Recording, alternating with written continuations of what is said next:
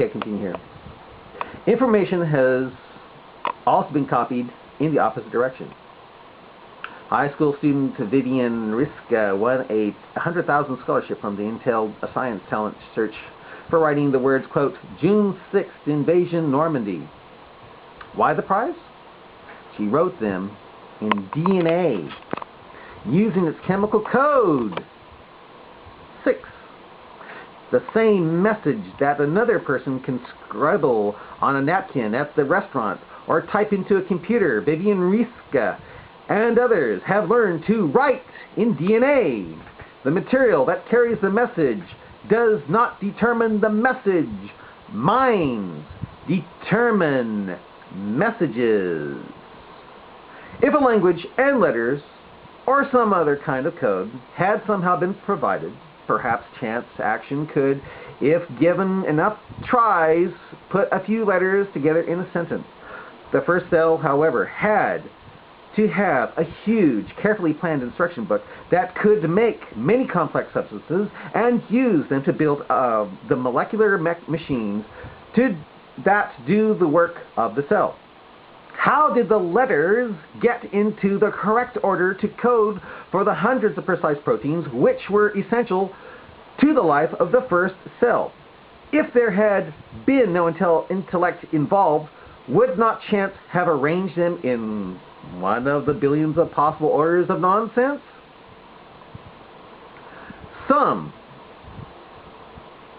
have written computer programs which they claim can gradually make messages by random processes. They are pulling your leg. If it was true, your computer would already be doing it. Theirs chooses the right letters because they use their intelligence to write a program that would choose letters. I remember when people joked that computers with no system or program could only be used as anchors. Computers are lighter weight now, so unprogrammed computers don't even make good anchors anymore. In large quantities, unprogrammed RNA or DNA might be useful as dog food, but it certainly could not direct the life of a cell. Others have claimed that the amount of information depends only on the number of letters, that if you add random letters, instead of creating typographical errors, you increase the information, but not in the book they wrote. Neither does sprinkling ink here and there on a blank page produce meaningful information. Sprinkling ink on a page of writing is even worse. The more ink is sprinkled, the more information is covered up. Random ink blots obliterate information. They don't add up. They don't add any. Those who claim the contrary confuse static with message in a desperate attempt to save their atheistic faith. Only minds compose information. Scientists with the SETI Institute are using huge radio telescopes to search for messages from intelligent beings out in space. Letters SETI means search for intelligent extraterrestrial life. Okay, they correctly state that intelligent messages are created only by intelligent beings. The first step in their search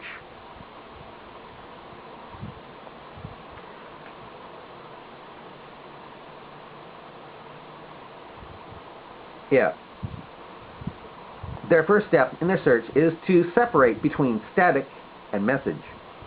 So far, all they have found is static, but if they find a message from space, they will have shown that there are intelligent beings out there somewhere.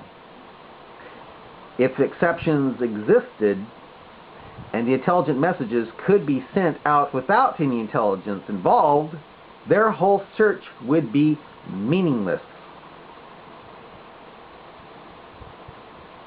Dr. Charles Saxton writes, if the inference for intelligence cause for DNA, and for life too, if DNA is truly necessary for life, is in error, then we would likewise be in error to infer the presence of extraterrestrial intelligence upon receipt of intelligent radio messages from deep space.